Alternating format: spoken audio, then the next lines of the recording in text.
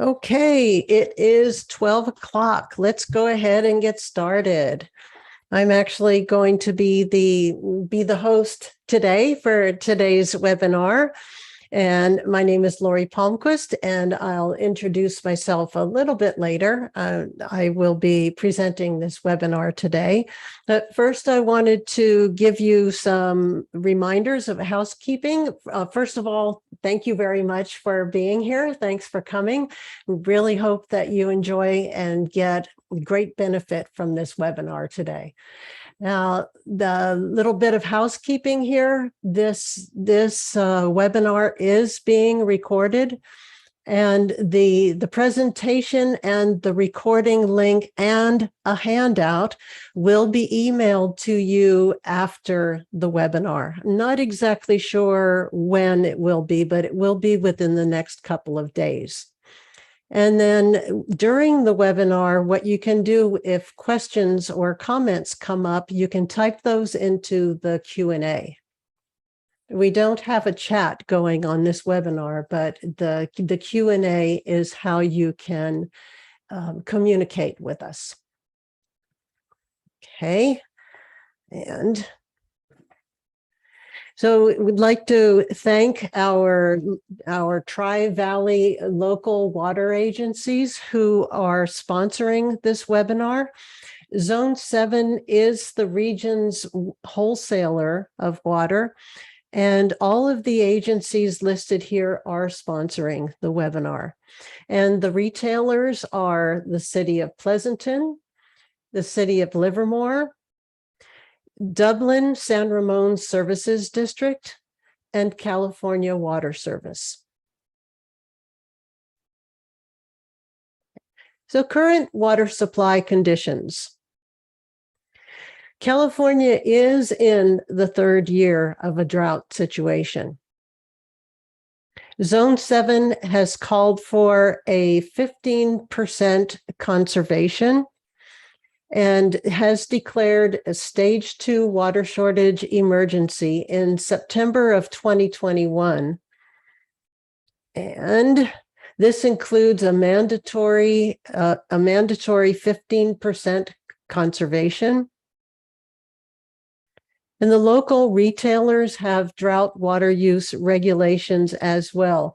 And the retailers will come on at the end of this webinar and talk about their rebate programs and their water restrictions. The current allocation from the State Water Project to Zone 7 Water Agency is only 5%.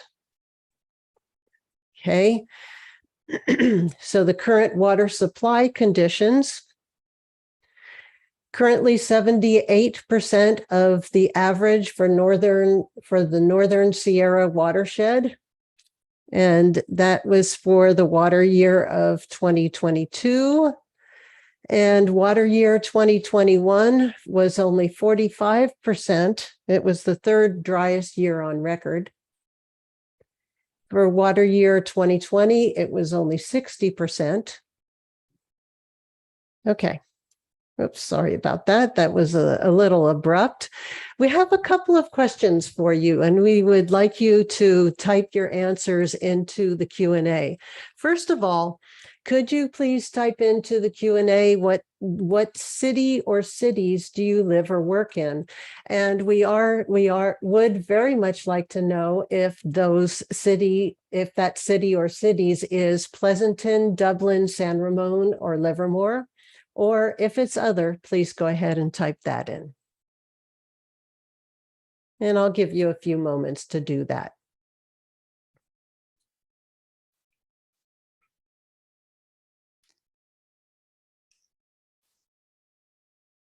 All right, so we're getting a couple of answers here. We've got one person who lives and works in Pleasanton and Livermore, another one who is Dublin and Livermore, another one that is just Dublin, and one person who says they live in Pleasanton, work in all the cities.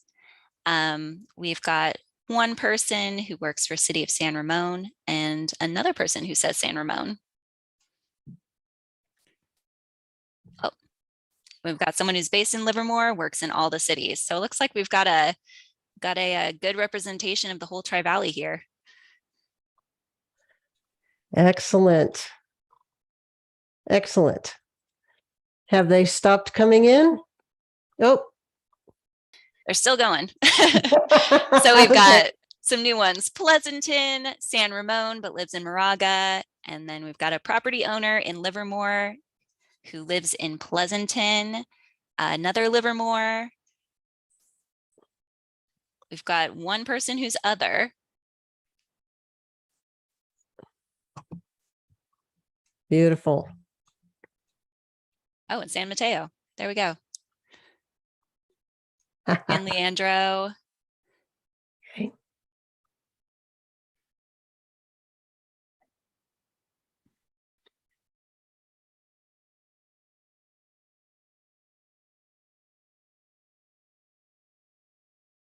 Still coming in.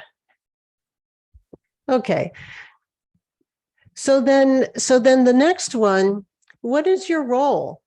Are you a property manager? Are you a business owner? Are you a landscape professional? And if there is a company name associated with that role, please type that in as well. We're very curious.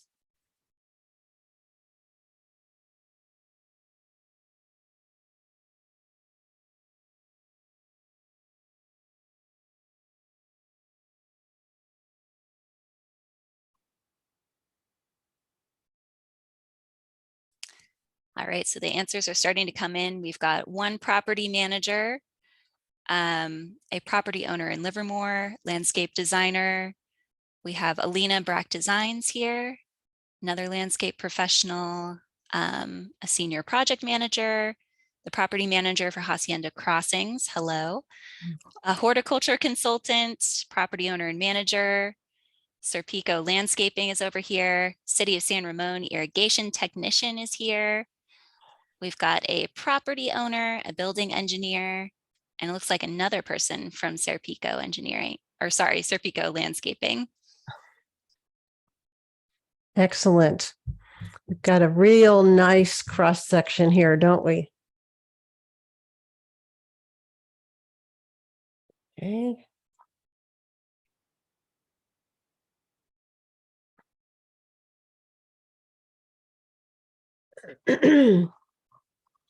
All right.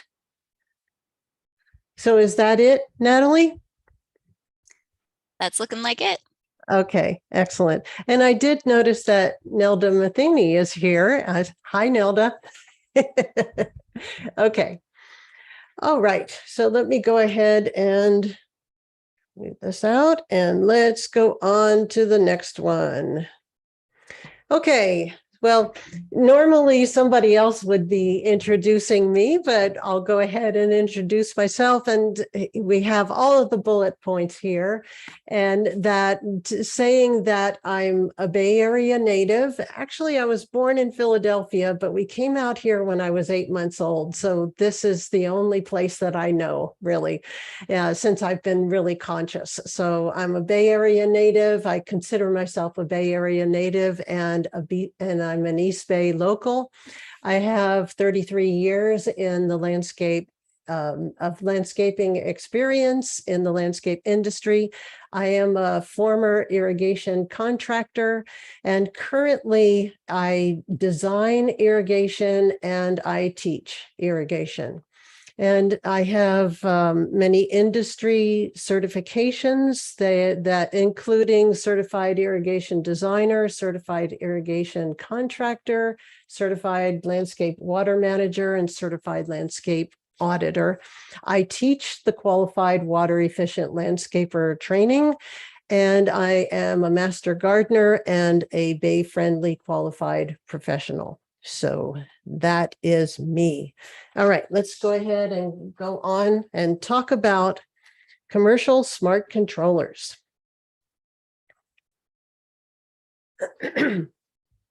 Okay.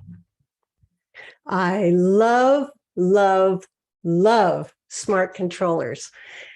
Now, Smart controllers, since 2007, I've installed 56 your smart controllers, and I've seen a water savings anywhere from, what did I do? 43% to 78% water savings.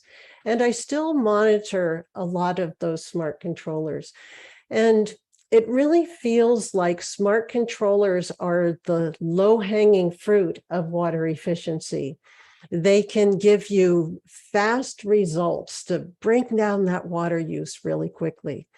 Now, when I say smart controllers, what I really mean is controllers that adjust things on their own. So you don't have to, whenever a schedule needs to be changed, you don't have to be walking up to it and changing the schedule. It does it on its own once you get it all set up. And some people take exception to these controllers being called smart controllers. And in fact, what we really should be calling them is either weather-based irrigation controllers or soil moisture-based irrigation controllers. And since for expediency in this webinar, I'd really like to just be able to say smart controllers. Let's just use that term from here on out.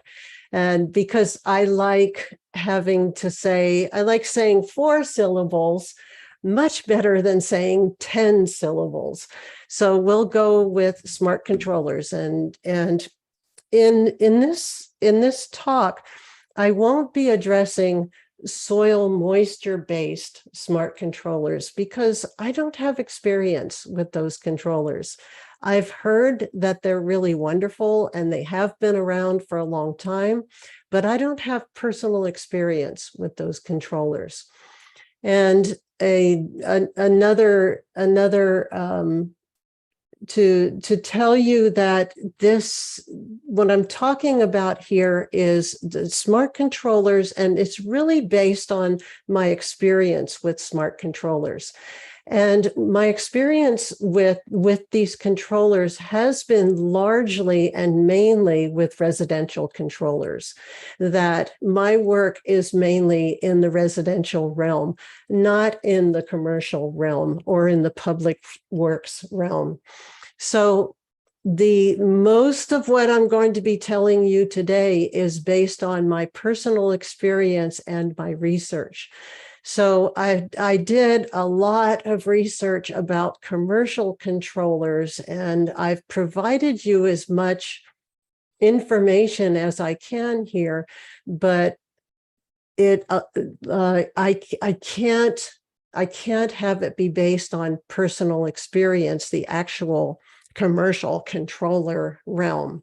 But I do believe that you will get some really valuable information here that you'll be able to use going on with smart controllers.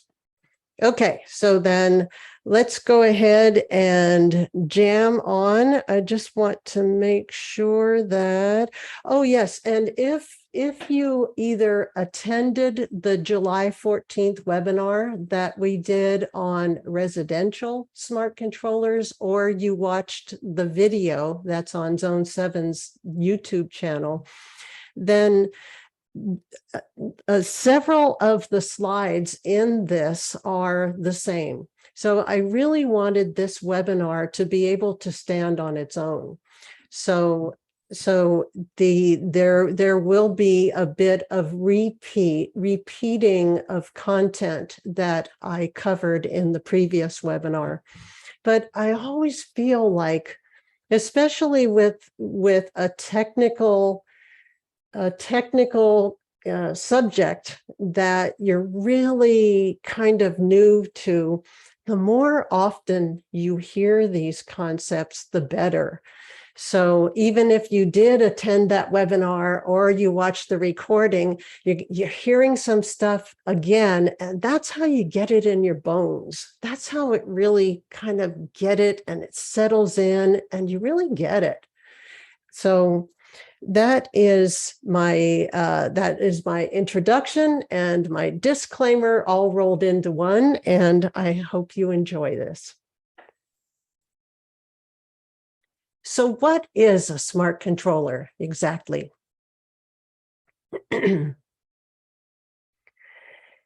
A smart controller is an irrigation controller that self-adjusts every day based on real-time weather or soil moisture. Now, when I say real-time weather, it's not weather that's happening right this minute. For the most part, it's weather that happened yesterday and in like the week that precedes yesterday. So real-time weather, it's really recent weather is what that is. So the smart controller is reacting to and compensating for not only weather that just happened yesterday and about a week preceding, but it also looks into the future as well. And that more and more smart controllers are looking at the forecast as well. Now, a smart controller is like a thermostat. It controls water instead of controlling heat and air conditioning. So just imagine that if it weren't a smart controller, it would be kind of like not having a thermostat in your house. So you know how you feel comfortable, and say you didn't have a thermostat and you got up in the morning and you were kind of cold, and you know that you like it around 68, but you don't know whether it's 68 right now or 62 or what the temperature is. So you just turn on the furnace for as long as until you feel comfortable.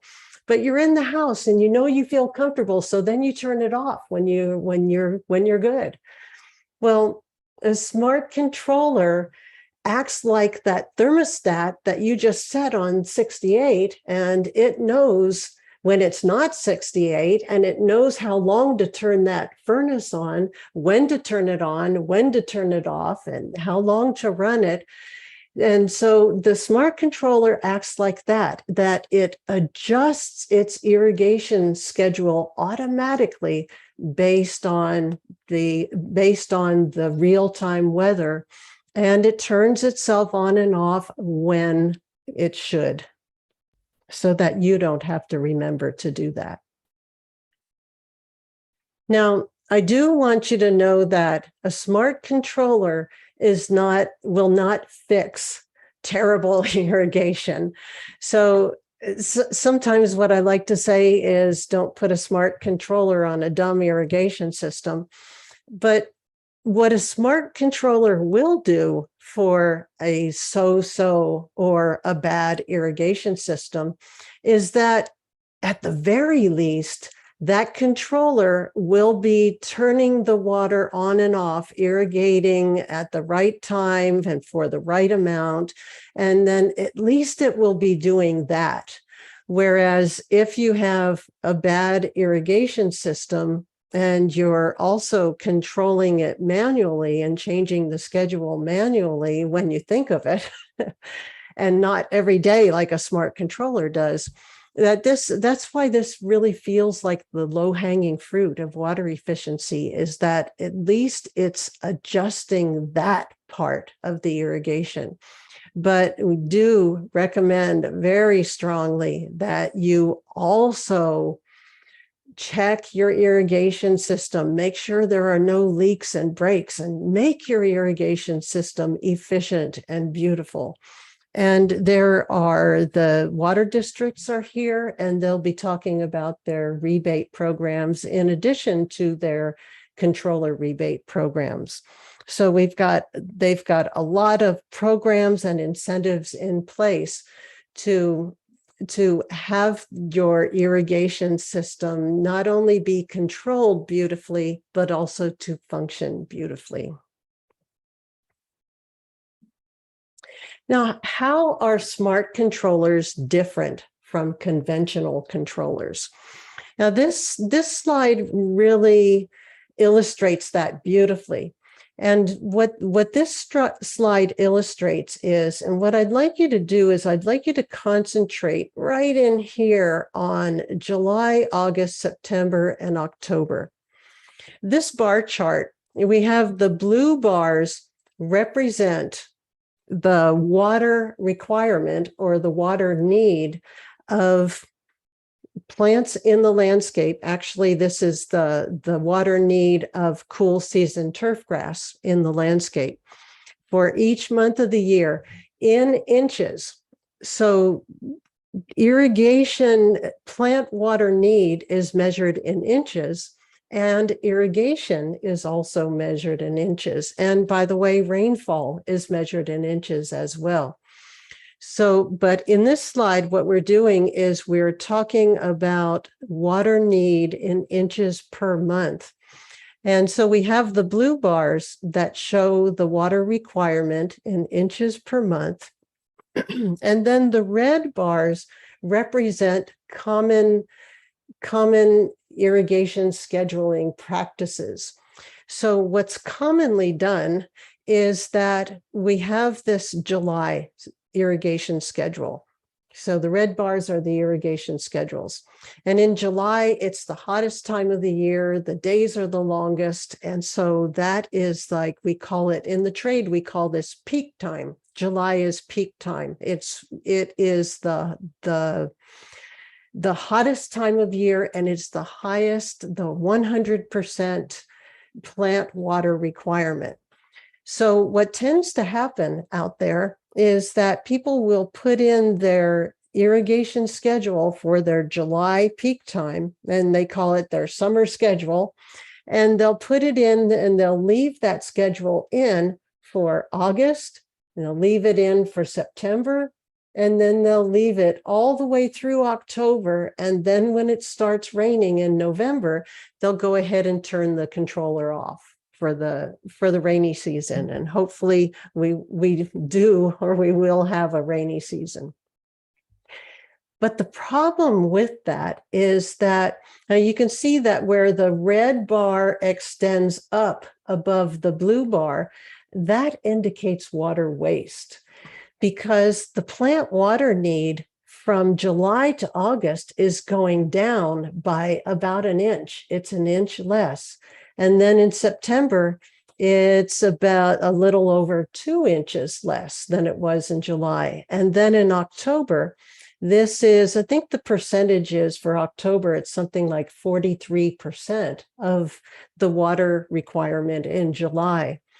So in August, September, and October, the water requirement is going down, down, down, but the amount of water being applied is staying the same. And so a whole lot of water is being wasted here. And this is what smart controllers will defend against. They will avoid this because they will be reacting to the shorter days, the sun being on a lower trajectory in the sky, which those factors are causing the plants to need less and less and less water. So the substantiation that people give for leaving this irrigation schedule like this all the way through October is that they say, yeah, but we have 100-degree days in August, September, and October. So I have to leave that schedule. Those plants need that water. Well, actually, they don't need that water because the days are getting shorter, the sun is on a lower trajectory, and truly, the plant water requirement is going down, down, and down. So this is the major difference between conventional controllers and smart controllers. Smart controllers would not be doing this activity of leaving it. And we have what we call a seasonal adjust feature on standard controllers. And I would maintain that you should be adjusting monthly, not seasonally, because look here, if we had adjusted seasonally here, and that's what the idea is here, then look how much water is wasted. And depending on the size of the landscape, that can be a really significant amount of water. Okay. So what are the benefits of smart controllers? Well, they use much less water, anywhere from 46 to 78% less water in my experience. They are one of the quickest ways to save water, energy, and money. Because remember, when you're pumping water through your irrigation components, you're using energy. The pump that's pumping that water is using energy. And both of these, you pay for the water, you pay for the energy. Both of those translate to a monetary savings. The plants will be healthier.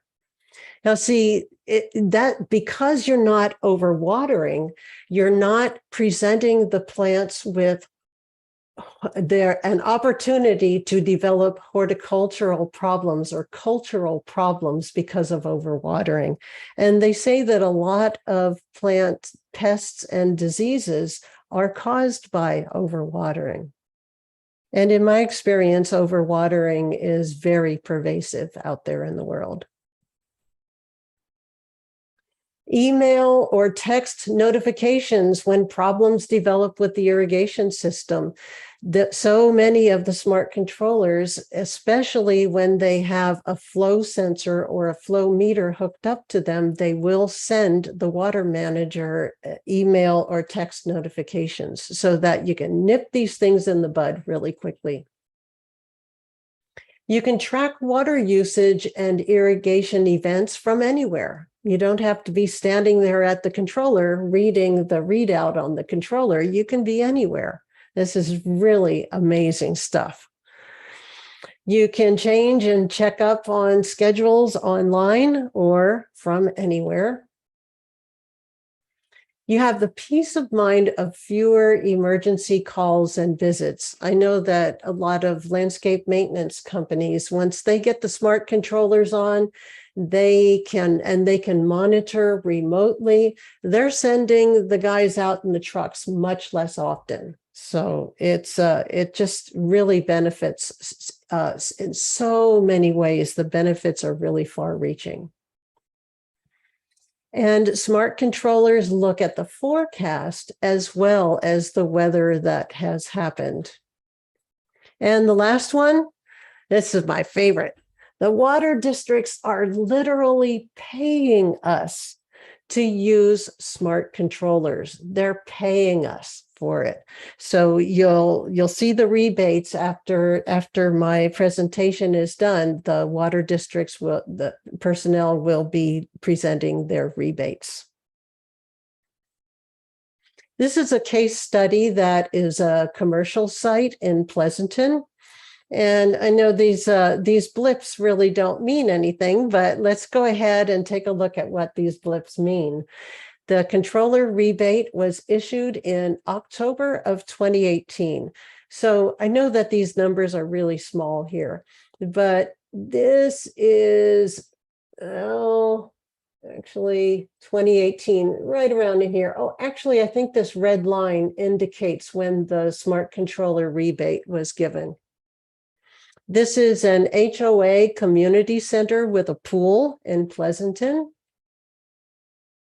It's got approximately 17,500 square feet of irrigation, which is primarily lawn. And they had $5,000 savings in the water bill from 2017 to 2018.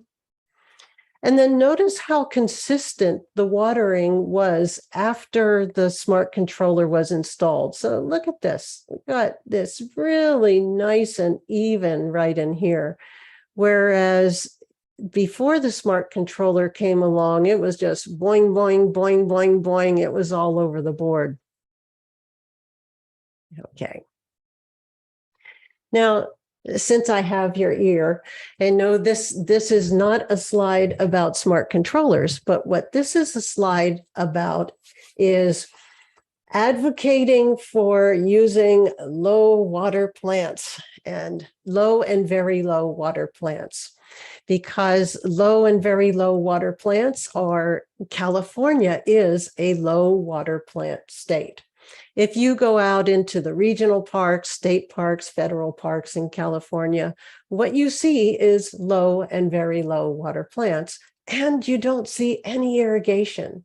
You see these gorgeous, gorgeous landscapes that don't have micro sprays or sprinklers or drip grids or anything. They don't have anything like that because because they are made up of plants that are adapted to dry summers and wet winters. So they're adapted to the climate. So this right here is me asking you to really go with low and very low water plants. Now, especially if the water restrictions get so tight and so strict that they say you cannot use potable water in your landscape.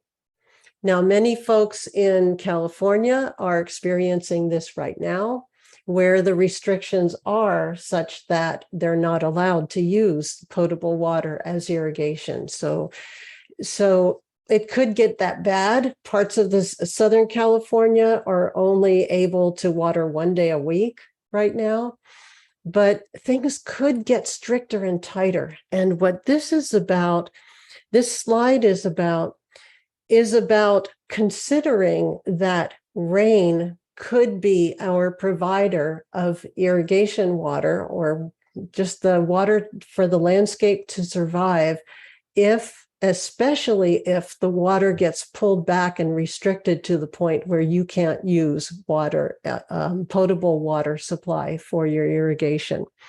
Now, so what I've done here is I got the historical rainfall for Livermore, California, and I got that from usclimatedata.com. And I plotted that onto this bar chart. So you see January through December, the blue bars represent the number of inches per month of historical rainfall. And then I plotted the plant water requirement of high water plants, moderate, low, and then low water plants with mulch. So when we look at this, let's start with the high water plants to see if rainfall itself can take care of high water plants in Livermore, California. Well, I can see that in November, December, January, February, it looks kind of like March. So we've got 5 months that rainfall can take care of high water plants. Then for moderate water plants, we have November, December, January, February, March. It's the same. Rainfall can take care of both moderate and high water plants in 5 months out of the year. Then we have low water plants, and rainfall will take care of low water plants October, November, December, January, February, March, April, and half of May. So we've got 1, 2, 3, 4, 5, 6, 7.5 months that the rainfall itself can take care of low water plants. Now, this orange line represents low water plants with at least an inch of mulch spread onto the soil, and that avoids so much water from being evaporated from the soil. So then what this says is that now we have to figure out how to hold on to that water. So if we can even passively collect that water in the landscape, I'm not even talking about rain barrels and cisterns and tanks here. I'm talking about passively storing it in a living sponge-like landscape. Then with low water plants, because they require so little water, that they can actually make it well into the summer without that supplemental potable water supply. So that's why I put this slide in here, because I really want you to see that low water plants are the way to go in California, especially in time of drought and when water restrictions get more severe, or water is completely prohibited, potable water is completely prohibited from being used in certain areas. So I would very much like for you to consider that. And the water districts are urging us to do this by their lawn replacement rebates. So take out that high water use plant, put in the low water use plants, and look what you can do. Look what's possible to have your plants not only survive, but thrive just off that free water that falls from the sky. Okay, so, but I wouldn't recommend planting new plants now. So what you really want to do is plant those plants in the fall when the rain starts, so that Mother Nature can get those plants starting to be established for you. Okay. All right. Here's some irrigation scheduling basics. This is the algorithm that goes into not only creating an irrigation schedule, but this is the algorithm that smart controllers use. All right, so we have ETO, and actually I'll be covering a couple of these later. We have plant factor. We have CIMIS, which stands for California Irrigation Management Information System. We have WUCALS, which is Water Use Classification of Landscape Species. We have precipitation rate of the irrigation equipment. We have the distribution uniformity, or the percentage of coverage of that irrigation equipment.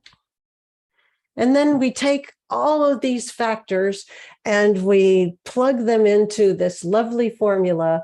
And that is the algorithm that spits out the program that the controller follows, whether it be a smart controller or whether you do this manually yourself. Whoops, went the wrong way.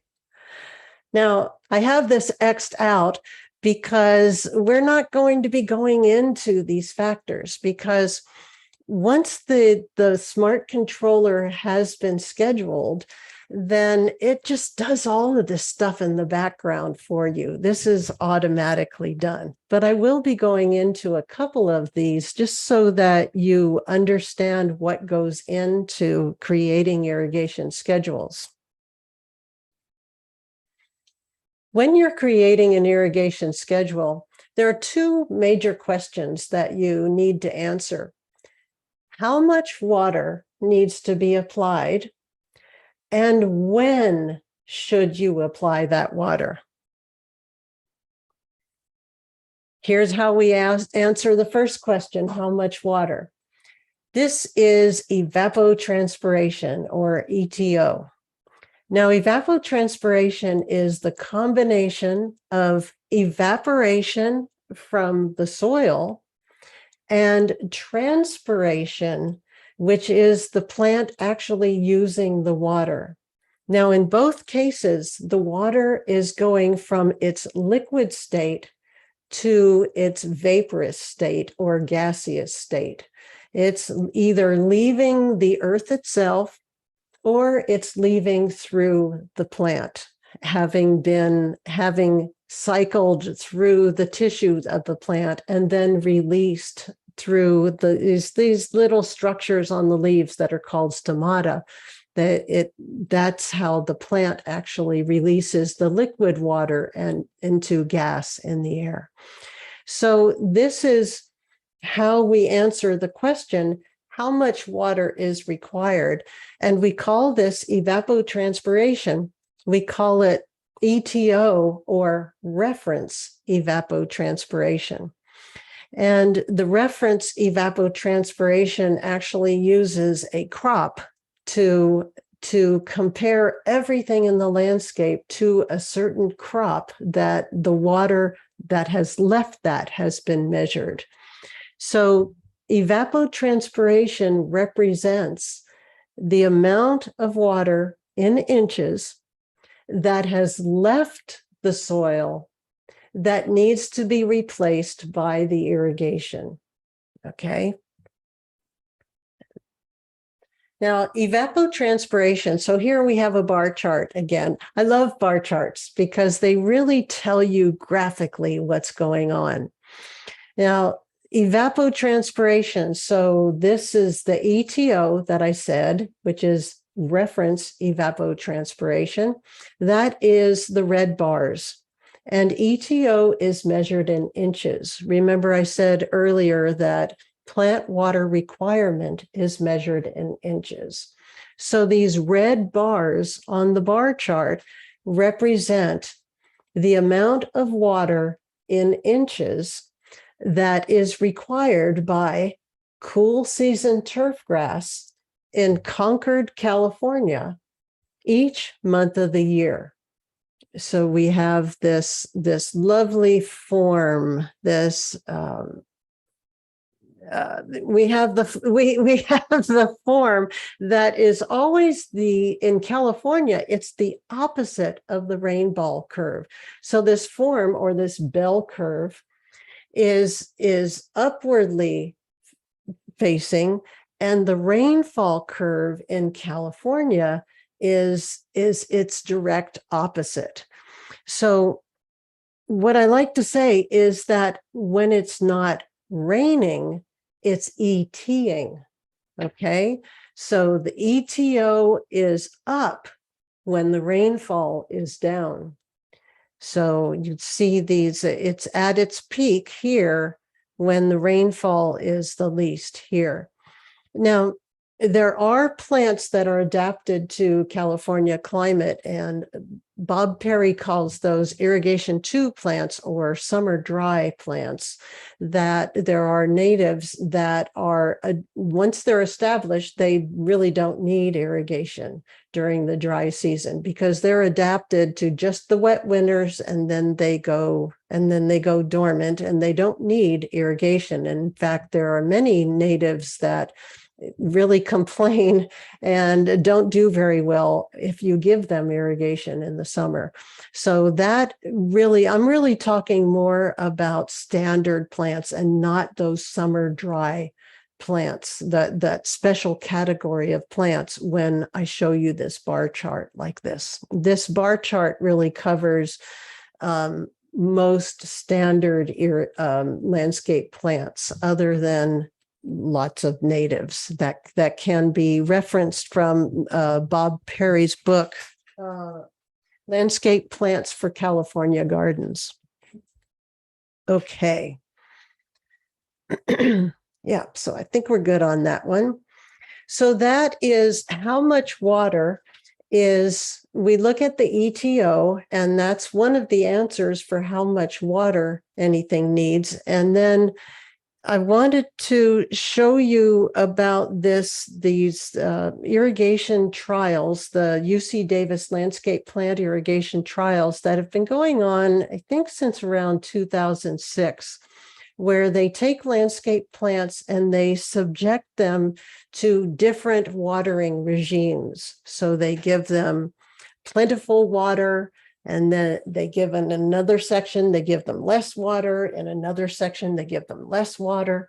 And then they bring in people for open houses to come in and assess the aesthetic quality of these plants that have been subjected to these different regimes. But the main takeaway, the reason that I have this slide here, is that what they say very emphatically as a result of this ongoing research that they're doing at UC Davis is that plants are high water plants. They have high water need until they're established. So in other words, you can't go to the nursery and buy a bunch of lavenders and plant them in your garden and then water those as if they were low water plants from the get-go. They won't get established. If you do that, they'll be weak for a long time in their lives. So what they say is that it takes 3 strong growing seasons to establish plants. What I like to say when I create irrigation schedules for my irrigation designs is I say for the first year, water them as if they were high water use plants. So I call every zone high water use for the first year in my irrigation schedule. And then there is an established schedule or a mature plant schedule. And that schedule calls all of the areas. This is our low zone. This is our moderate zone. This is our very low zone. That's when that kicks in. So they say 3 strong growing seasons to establish plants, and trees can take 3 to 5 years to get established. So here is the link to this irrigation trial. And I do want you to know, I said it earlier, but we will be emailing you the PDF of this presentation so that you can click on the links. So I made all of the links live in this. So when to water? So we know how they answer how much water. Now, when to water is, I've got show a gas tank that's half full. So why am I showing a gas tank that's half full? Well, what's going on here? All right. What's going on is that, what's going on is that we let the soil water container get half full and then we fill it back up. So one moment here. I like to follow along over on this other side here so I know how I'm doing. Okay, so when to water. This I got this graphic from hydropoint.com, and Hydropoint Weather Track is one of the smart controllers that is a commercial smart controller. And the way that they show that it works, and I just love this graphic because it really explains it beautifully, is that we have our irrigation event or a rain event, doesn't matter which.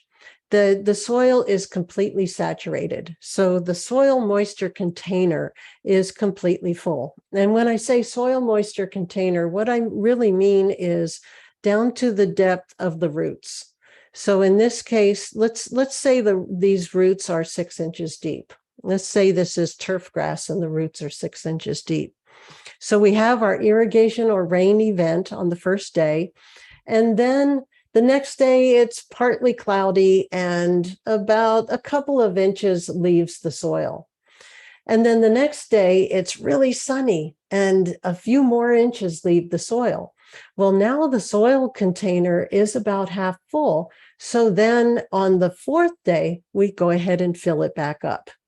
So that is how the smart controllers control when to water.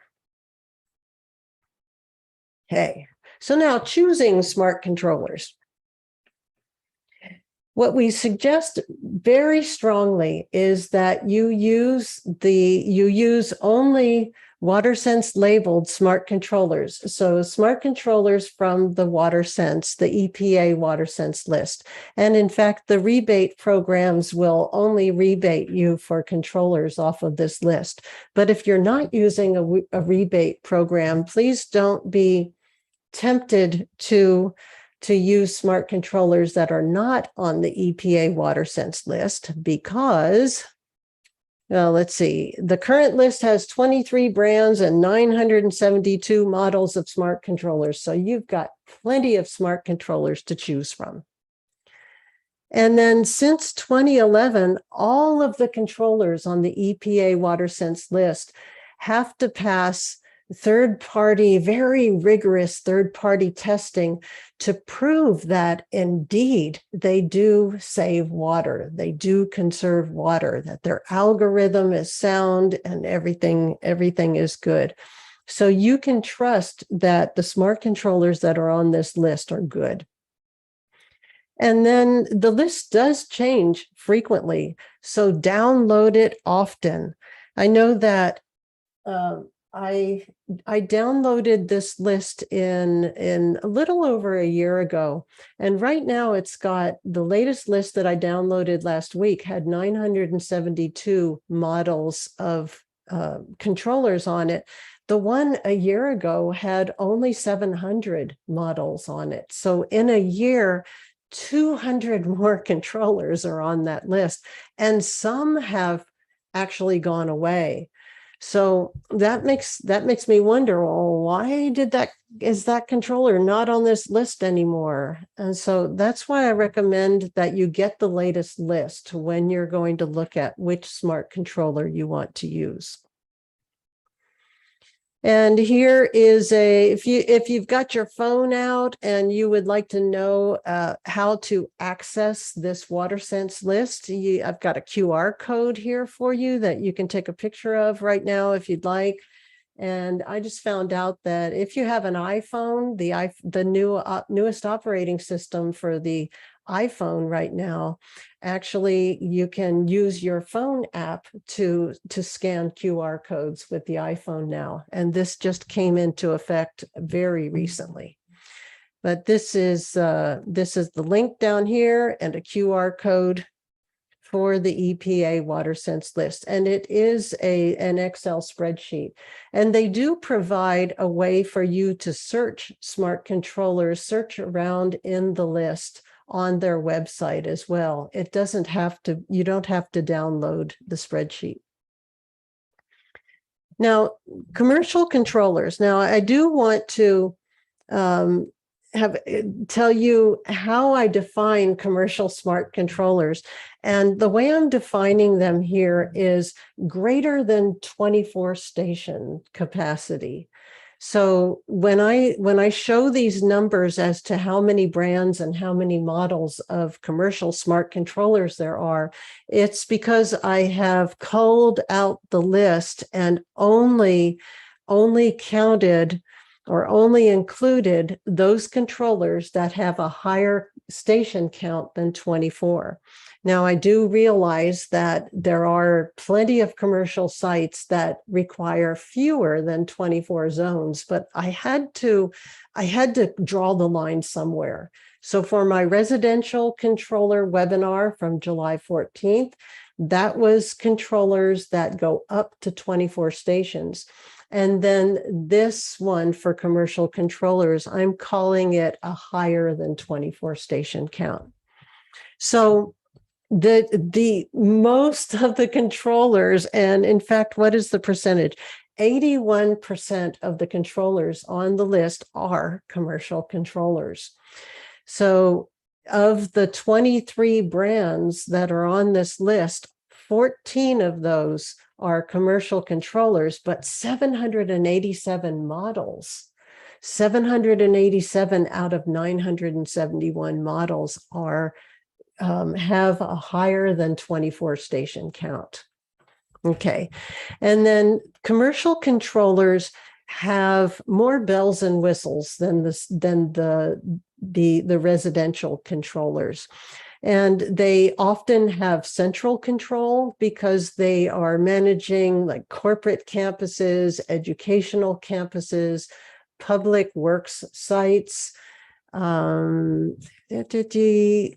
campuses. Yeah, I think I already said that, but large sites that have several irrigation controllers. Also two-wire systems, and those are wire. I'm not going to go into the nuts and bolts of two-wire, but the two-wire system is for larger sites. And they often, more often than not, they have paid weather data access and a higher station capacity, as I said earlier. Okay, so where do they get their weather data from? There are two ways that smart controllers get their weather data. The first one is signal. And signal is that the weather data comes from a weather station, most likely something that looks something like this. This is a photo of a CIMIS weather station. Now, so the weather station can be part of the CIMIS system, or or other remote weather station networks, or an on-site weather station. And I know that the Rainmaster controller, that you can actually hook up an on-site full-on weather station for that. So this is one way that they get their weather data, is via a signal, and it will show this in the WaterSense list, the controllers that get their weather data from a signal. The other way that they can get their weather data is an on-site weather sensor. Now, the weather sensors that are on site have much more limited data available. What they usually monitor, sensors like this that are pictured here, is they monitor solar radiation or sunlight, they monitor air temperature, and they act as a rain shutoff. They don't measure the rain like with a rain bucket built in, but they do, or a rain gauge. They don't have a rain gauge built in, but what they have is a rain shutoff, so that when it rains a certain amount, it'll shut off the system. And then once that the little component inside that rain shutoff dries out, then it will allow the irrigation to run again. And these are examples of controllers that use the weather sensors. There used to be a lot more of these. This paradigm is kind of going away. I think that this one is drying up. And commercial controllers will often have flow meters and flow sensors that are hooked up to them.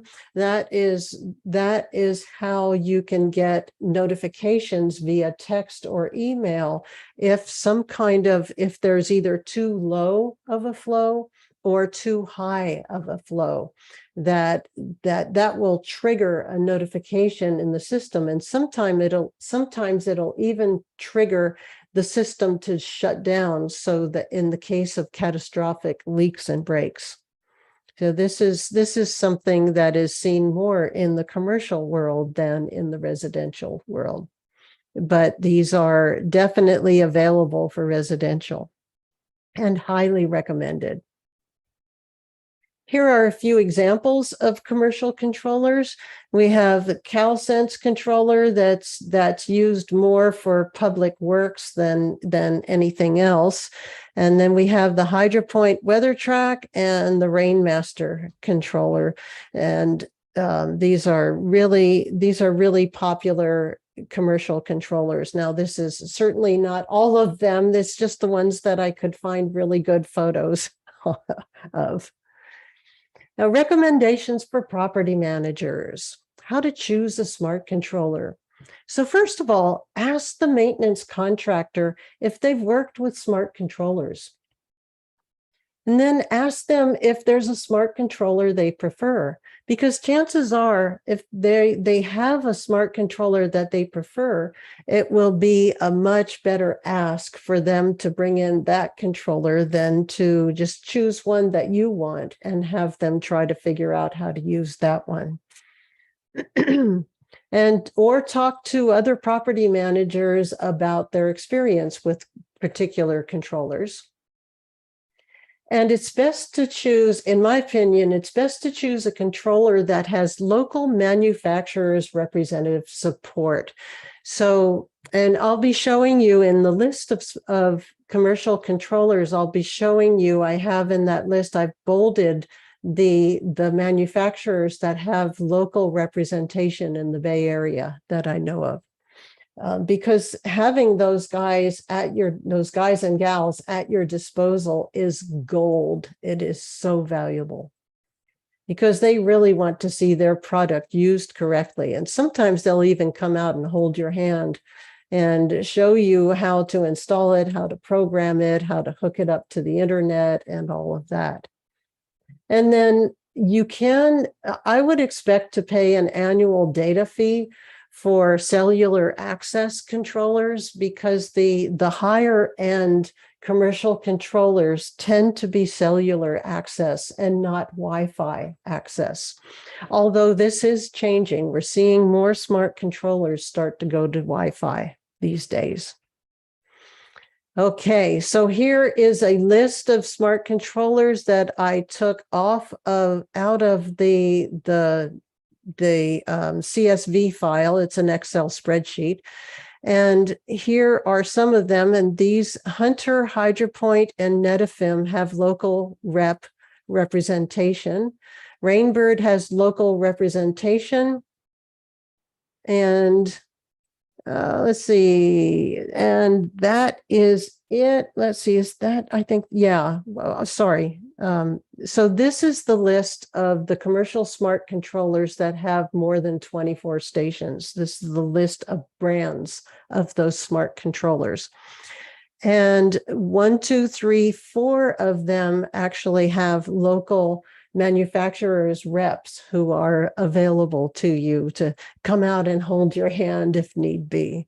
So I do recommend strongly that you have a manufacturer's rep in your back pocket if possible. It really, really helps. All right, so some minimum specifications to consider. Remote monitoring and scheduling capability. Remote control of the irrigation zones so that you can walk around the landscape with your cell phone and turn the stations on and off. A flow meter or flow sensor that shows in reports how much water has been used in the landscape.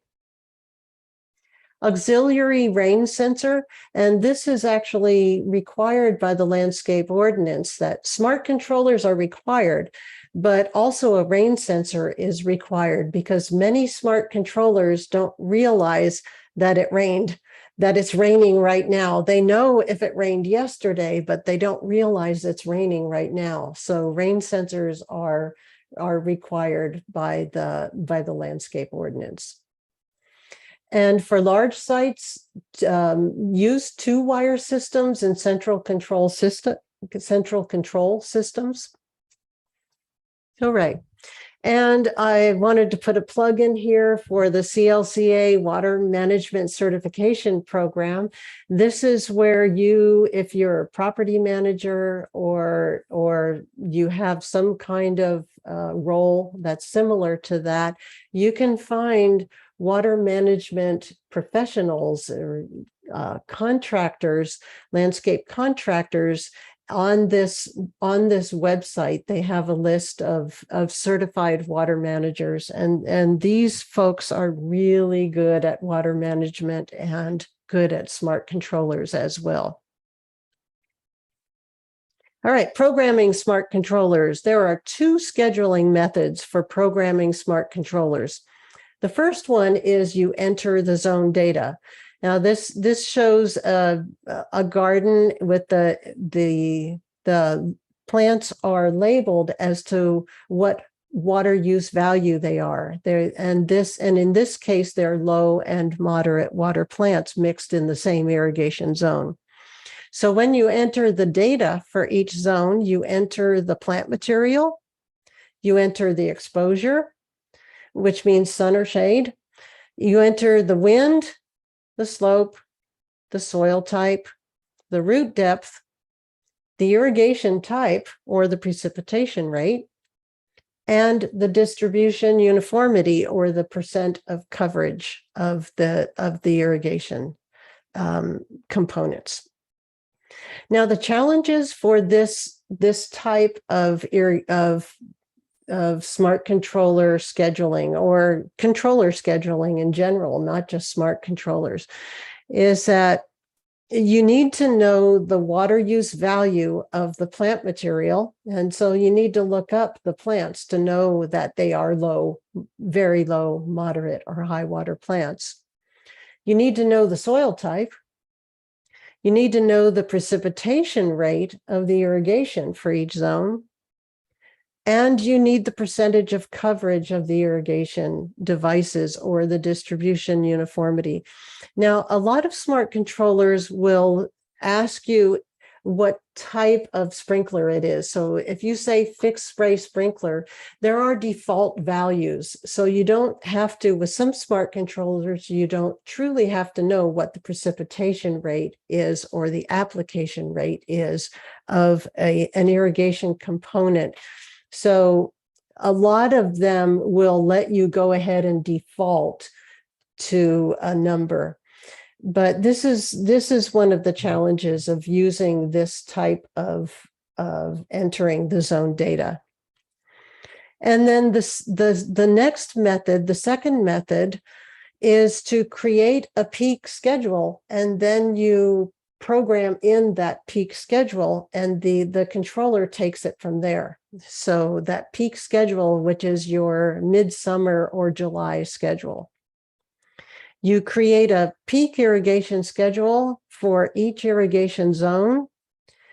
And it's best to recommend really strongly that you use a web application to create that peak schedule. And this is an example of one.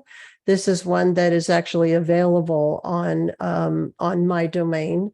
And it's a good one. It's been out there for about 6 years. A whole lot of folks are using this to generate their irrigation schedules, their peak schedules.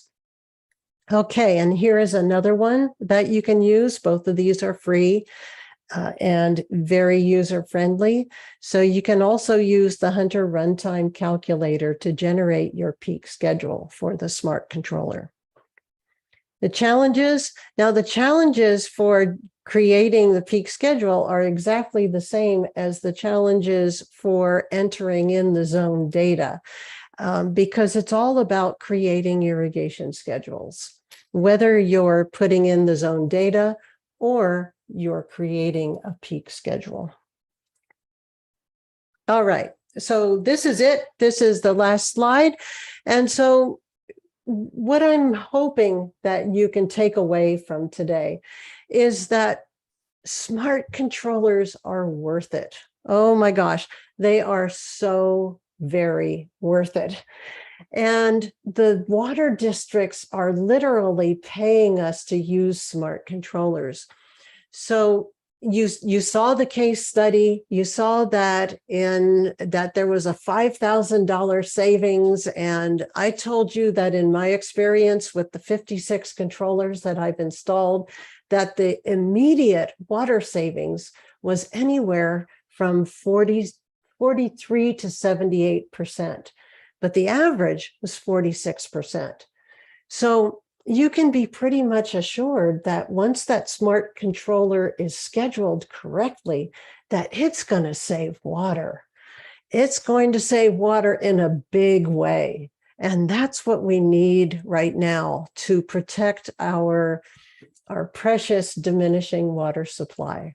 So I'm hoping that you'll take action on this and you'll go out there and just start getting going on smart controllers and really use the manufacturer's representatives, use the tech support phone numbers.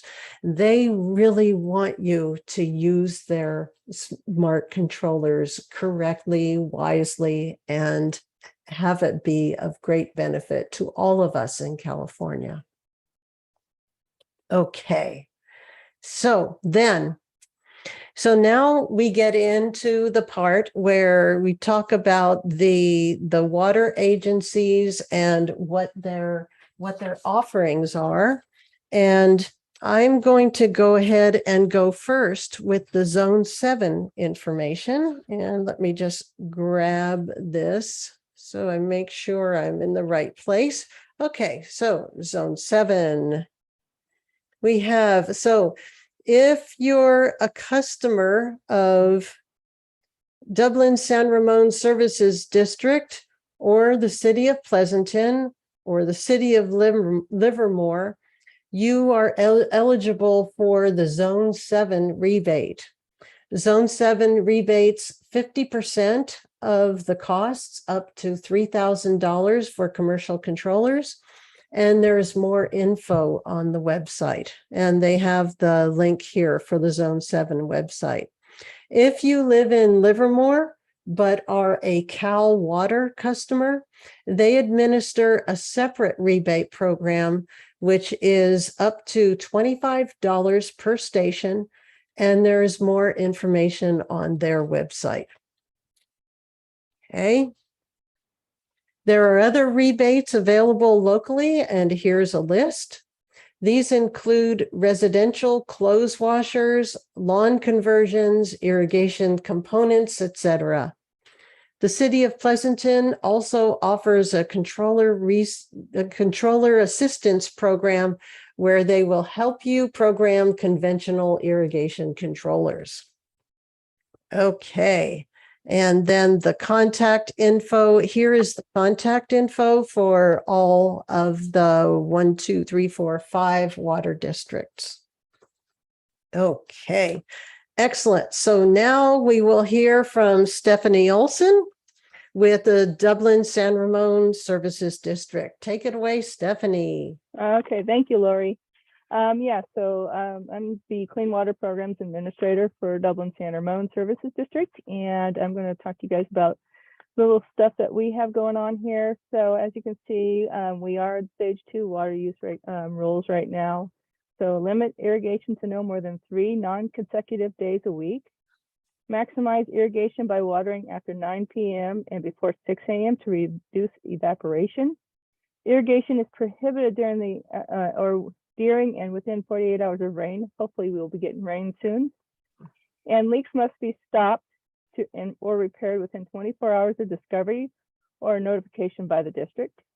And the stage 2 water use regulations are posted on the DSRC's website under the water conservation section. And you'll see this little rectangle or square thing there. Each one of those are a link that you can click on, and they will take you to more information. So as you can see, you can click on water use rules, water saving tips, rebates and freebates over there on the right side. Next slide, please. Okay, so use of potable water for dust control is prohibited right now. So you have to use recycled water, and you'll have to come to the district to obtain a permit and a meter to use recycled water. And it depends on what you're going to be using it for. Restaurants may only serve water upon request. Hotels are to allow customers to opt out of daily linen service, and commercial kitchens must use a pre-rinse spray nozzle when they're rinsing their off the dishes. So there's these little spray valves that you can use. Next slide, please. The district also offers an AquaHawk customer portal. This is a really good way to keep track of your water use. 64% of our customers currently are registered users of this. It offers 24 hours a day, 7 days access. It provides hour-to-hour water use information and water use history, helps spot suspected leaks, and users can set up alerts to receive text or email notifications based on consumption or projected bill amount. Next slide, please. And this is an example of what you'll see when you go to, or this is one of the views that you could see. This is actually a customer's account. The top one you can see, if you look, there is no leaks indicated at this property. However, the bottom view, you can see there's a little blue every hour on the hour, and that will indicate that there's a possible leak going on. Next slide, please. That is all I have. So next is City of Pleasanton. Thank you. All right. Thank you, Stephanie. So then for the City of Pleasanton, this really talks about their water conservation measures or their water restrictions. So what they're urging you to do is go ahead and go to their website, which is pleasantonwaterconservation.com to go ahead and check out what their stage 2 measures are. Okay. And then next we have Natalie Croak with the City of Livermore. She's the Water Resources Communications Representative. Take it away, Natalie. Hello, everyone. So if you are a business owner or a property owner in Livermore, you may or may not be aware that we have 2 water service providers here in the city. So depending on where properties are located, it might receive its water service from Cal Water, or it might receive its water service directly from the city as Livermore Municipal Water. But regardless of who your water service provider is, right now, the restrictions that are in place on irrigation because of the drought is consistent throughout the city. So right here on the screen is a quick little chart to show the different water restrictions that we have in place. These watering restrictions are just for our non-residential properties. So basically the most important thing to get out of this slide is that irrigation is restricted based on the property's address. So if you have an even numbered address, irrigation is allowed on Mondays, Wednesdays, and Fridays between 6 p.m. and 9 a.m. And then if you have an odd numbered street address, it's the reverse. So you're allowed to irrigate on Tuesdays, Thursdays, and Saturdays from 6 p.m. to 9 a.m. Next slide. And so as I mentioned before, we do have 2 water service providers in the city, but if you happen to have a property within the city's water service area, I really encourage you to take advantage of our Love My Water customer portal. So this portal is very similar to the AquaHawk one that Stephanie was going over earlier in this presentation. But basically, the reason why this is such a great portal for our commercial customers is because, you know, if you have a property that has multiple meters, or maybe you are a manager for multiple properties within the city, you are able to add all of those properties into the portal so you can see all of the water usage at all of your meters all at the same time, just to make sure that everything is consistent and you're not unknowingly wasting water. So this is a great way to keep track of your property's water usage before you get that bill at the end of the month. And that's it for me. Wow. Fantastic offerings, you guys. Okay. So then this is actually the last slide, but we're going to stick around for some questions, for some Q&A. And when you get emailed the PDF of this presentation, it will have this slide on it with clickable links. And we have our resources here. And then I'll make sure that all of the links on all of the slides are clickable as well. So I'm gonna head up to something a little more attractive to look at while we take questions from Natalie. Yes, and just a reminder to everyone, if you have any questions for Lori, go ahead and type it into the Q&A feature at the bottom of the screen. But I'm going to start us off with a question from Barry. He was wondering, what is the out-of-pocket price for these irrigation controllers? Yeah, boy, all over the board. It really, the irrigation controllers on the residential side, they tend to be priced by the number of stations that available for the controller. But on the commercial side, they're not only priced for the number of stations that are available or the capacity of stations, but they're priced for all the bells and whistles that come with them, what the controller is made of. Is it sitting there in a metal pedestal? Is it sitting there freestanding in a plastic pedestal?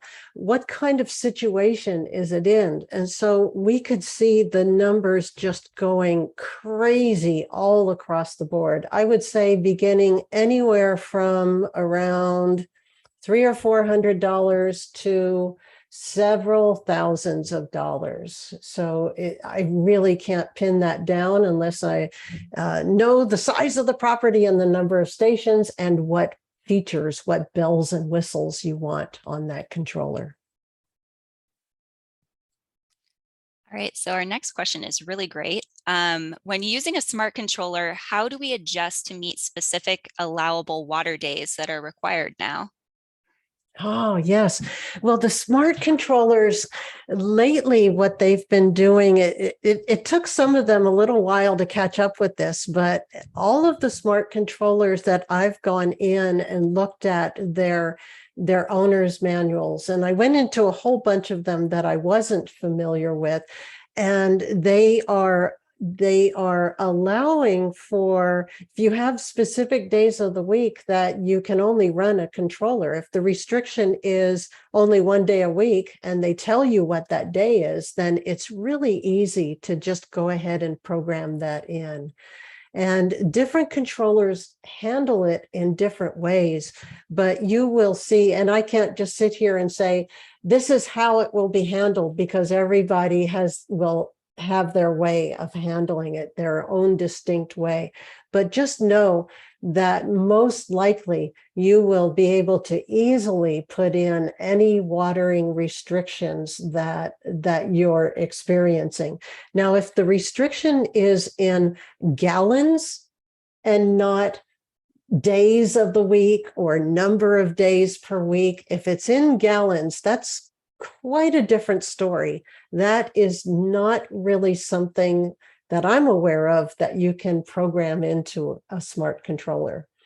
So the gallons restrictions is a different story. That's a whole different gig. But watering days, number of watering days, or the exact days that you can water, that should be quite easy to program in. Great. So our next question is actually for Stephanie at Dublin San Ramon Services District. Monica was wondering if DSRSD helps with leak credit adjustments to the billing at commercial properties.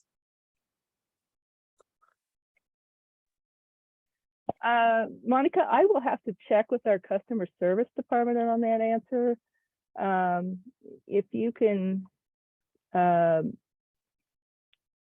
email me your question, I can get back to you on that. My email is olsons@dsrsd.com, and I'll find out the answer for you. I know we do it for residential, but not sure. And I'll type in your email into the chat just in All case right. you didn't catch that. Okay, thank you, Natalie. No problem.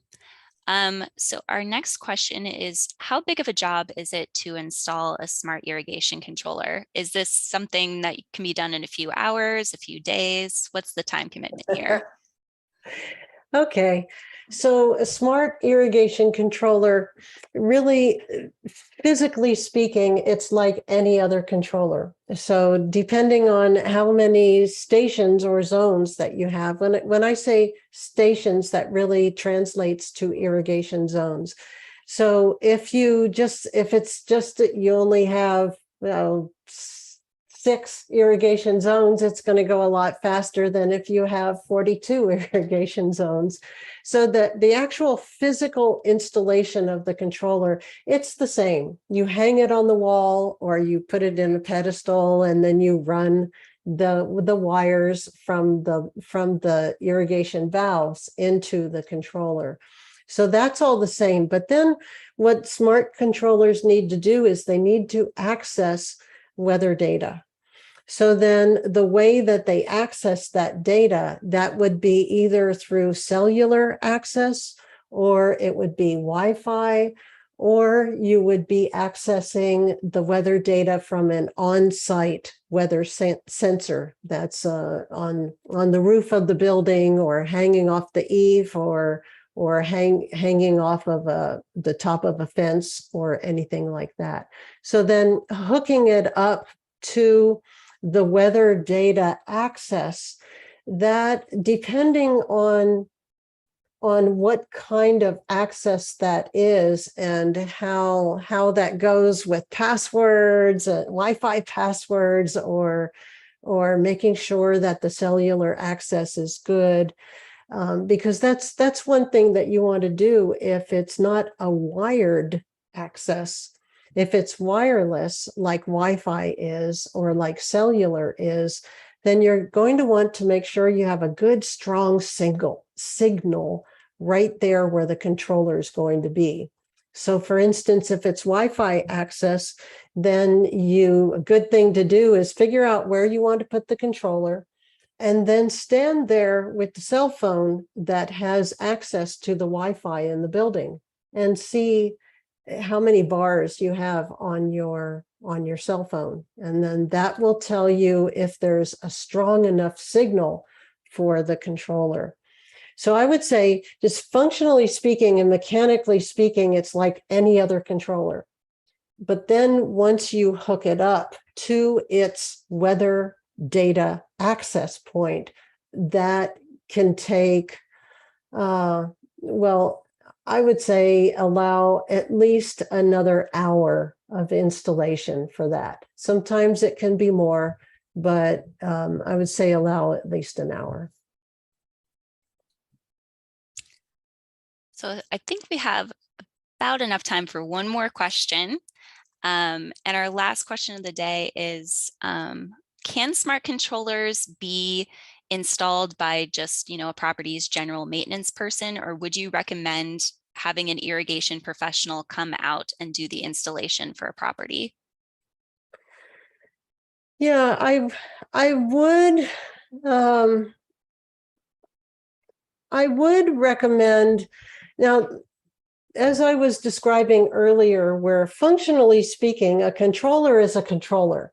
So I could see that an on-site maintenance person could hang the controller and could, because there would most likely already be a controller there that they're changing over to a smart controller. So they could certainly take that, an on-site maintenance person could do that switch over between the physical standard controller that's there on the wall, and then put on the smart controller that's there on the wall.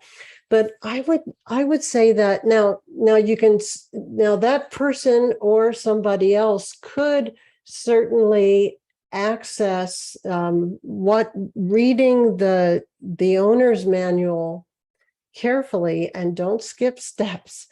Say this is one case where you really want to go through that manual and do everything that it says to do, because if the smart controller is not programmed correctly, it can waste a lot of water, just like any irrigation controller not scheduled correctly can waste a ton of water. A smart controller is no different from that.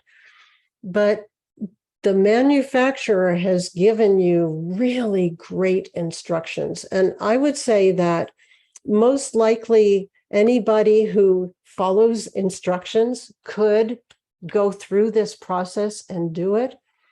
And I would say keep that tech support number handy if you have problems with that.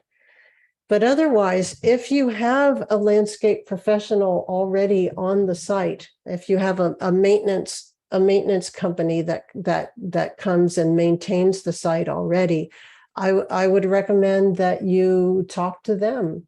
Find out if they have any smart controllers that they're already comfortable with that they like to use, and use those, because we do want to stay comfortable with the smart controller that we're using. But they are such powerful things that I would say, yes, go ahead and go for it.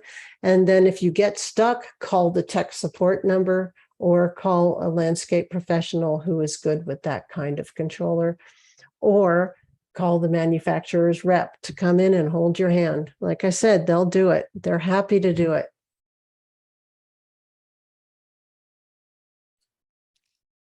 Fantastic. So I'm not seeing any other questions coming in. So I think we might have some time to wrap it up. Was there anything that you wanted to leave the group with as their parting thought?